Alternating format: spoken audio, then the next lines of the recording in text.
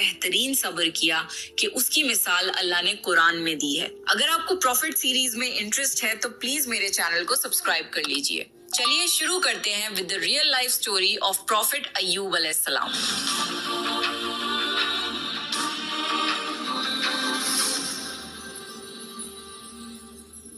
اللہ نے ایوب علیہ السلام کو سیریا میں قوم سوران کی طرف بھیجا۔ ایوب علیہ السلام بہت زیادہ مالدار تھے۔ اللہ تعالیٰ نے انہیں بہت زیادہ نعمتوں سے نوازا تھا۔ ان کے پاس لا تعداد نوکر چاکر تھے اور بے شمار بھیڑ بکریاں تھیں۔ اللہ نے ایوب علیہ السلام کو بہت ساری زمین اور جائیداد بھی عطا کی تھی۔ ایوب علیہ السلام کاروبار کرتے تھے۔ ان کا بزنس دور دور تک پھیلا ہوا تھا۔ اللہ نے ایوب علیہ السلام کو بہت ساری اولاد بھی عطا فرمائی تھی۔ ان کے 7 بیٹے اور 7 بیٹیاں تھیں۔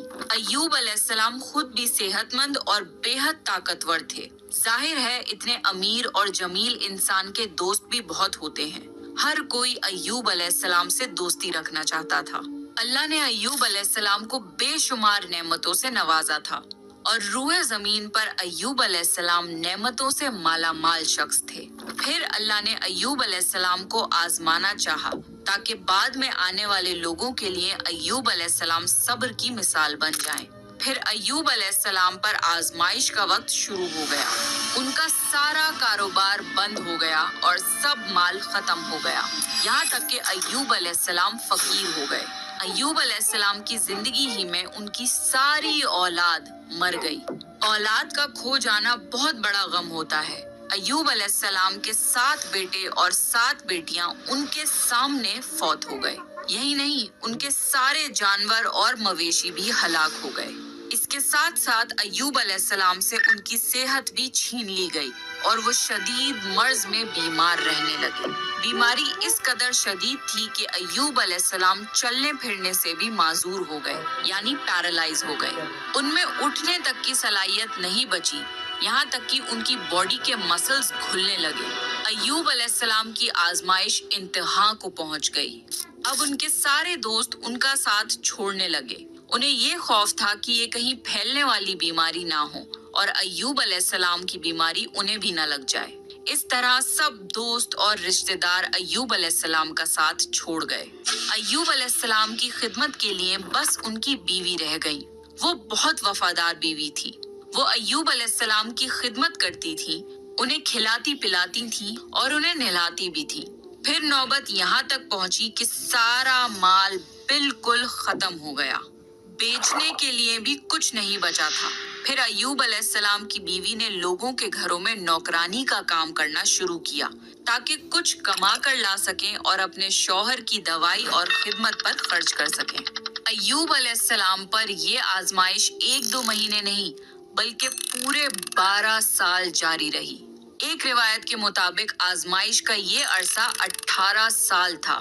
اللہ عالم۔ ایوب علیہ السلام اتنے لمبے عرصے تک صبر کرتے رہے۔ انہوں نے کبھی کسی سے شکوہ تک نہیں کیا۔ سال در سال ایسے ہی گزرتے رہے۔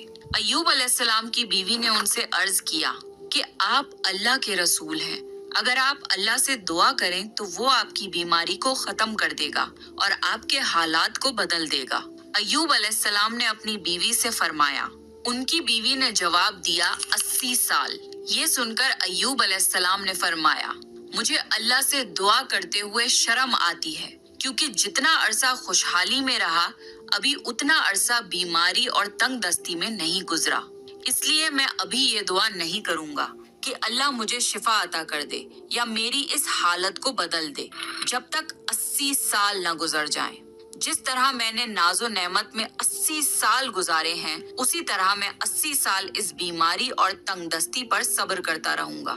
یہ سن کر ایوب علیہ السلام کی بیوی مایوس ہو گئی، کیونکہ انہیں یقین تھا کہ اگر ایوب علیہ السلام اللہ سے دعا کر لیں تو یہ آزمائش فوراً ختم ہو جائے گی۔ اب نوبت یہاں تک آ گئی تھی کہ لوگوں نے ایوب علیہ السلام کی بیوی کو کام دینے سے انکار کرنا شروع کر دیا تھا، اس ڈر سے کہ کہیں ایوب علیہ السلام کی بیماری ان کی بیوی کے ذریعے ان لوگوں کو بھی نہ لگ جائے۔ حالات اتنے خراب تھے کہ ایک دن ایوب علیہ السلام کی بیوی کو اپنے بال کاٹ کر بیچنے پڑے ताकि उन्हें घर खर्च के लिए कुछ पैसे मिल जाएं। ये देखकर अय्यूब अलैहिस्सलाम को बहुत ज्यादा तकलीफ हुई और उन्होंने अल्लाह से दुआ की, या अल्लाह, मुझे बीमारी लग गई है और तू रहम करने वालों से ज्यादा रहम करने वाला है। मुझे आजमाइश ने आ लिया है और तू अरहमर राहिमीन है। मेरी हालत को तू ही बेहतर जानने वाला है। अल्लाह ने अय्यूब अलैहिस्सलाम की दुआ को फौरन कबूल कर लिया और उनकी आजमाइश खत्म कर दी।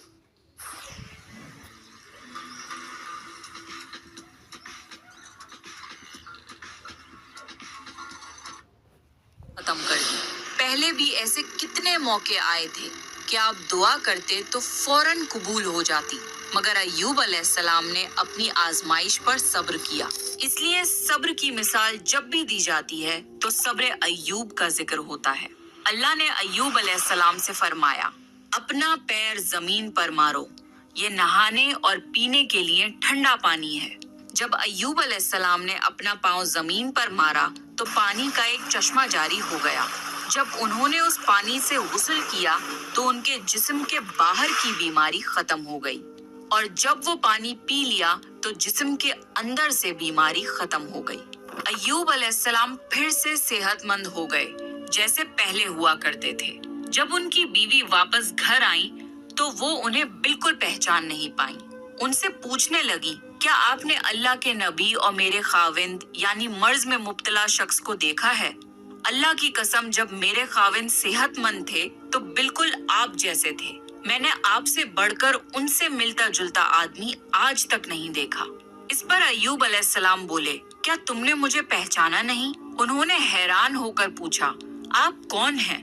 तब वो बोले, मैं अय्यूब हूँ। तब वो बोली, सुभान अल्लाह, इसका मतलब है बीमारी खत्म हो गई। अल्लाह ताला का एहसान हो गया। अल्लाह ने अय्यूब अलैहिस्सलाम की बीवी को भी जवानी लौटा दी, क्योंकि उन्होंने भी अल्लाह की आजमाइश पर बेहतरीन सब्र किया था। इसके बाद अल्लाह ने उन्हें फिर से औलाद अता करी। उनके यहाँ 26 बेटे बेटियां हुए। एक रिवायत में है कि 26 सिर्फ बेटे थे, बेटियां अलग से थी। मोहम्मद सल्लल्लाहु अलैहि वसल्लम ने फरमाया, जब अय्यूब अलैहिस्सलाम गुस्ल फरमा रहे थे तो उन पर सोने की टिड्डियों की बरसात होने लगी। अल्लाह अय्यूब अलैहिस्सलाम को गुस्ल करने के दौरान ही नवाजने लगा। अय्यूब अलैहिस्सलाम ने उन सोने की टिड्डियों को अपने कपड़ों में जमा करना शुरू कर दिया। इस पर अल्लाह ने फरमाया, ए अय्यूब, क्या मैंने तुम्हें मालदार नहीं बना दिया और इस नए नाजिल होने वाले माल से बेपरवाह नहीं कर दिया? अय्यूब अलैहिस्सलाम ने अर्ज किया, जी हाँ मेरे परवरदिगार, लेकिन मैं आपकी रहमत और बरकत से तो बेपरवाह नहीं हो सकता। अल्लाह ने अय्यूब अलैहिस्सलाम की जवानी और सेहत वापस कर दी, माल और दौलत वापस कर दिया, खानदान और औलाद फिर से अता कर दिए। अल्लाह जिसे चाहे उसे आजमाता है और जिसे चाहे उसे नवाजता है, और अगर अल्लाह हमसे कुछ ले ले तो उससे बेहतर अता करता है। अल्लाह ने कुरान में अय्यूब अलैहिस्सलाम के सब्र की तारीफ की है और उनकी जिंदगी को सब्र करने वालों के लिए मिसाल बनाया है। आजमाइश हर किसी की जिंदगी में आती है, पर अल्लाह ये देखना चाहता है कि मुश्किल वक्त में हमारा क्या रवैया होता है और हमारा ईमान कितना मजबूत रहता है। इसलिए हमारी जिंदगी में जब भी मुश्किलें आए तो हमें सब्र करना चाहिए और हर हाल में अल्लाह का शुक्र अदा करना चाहिए। तो ये था अय्यूब अलैहिस्सलाम का वाकया।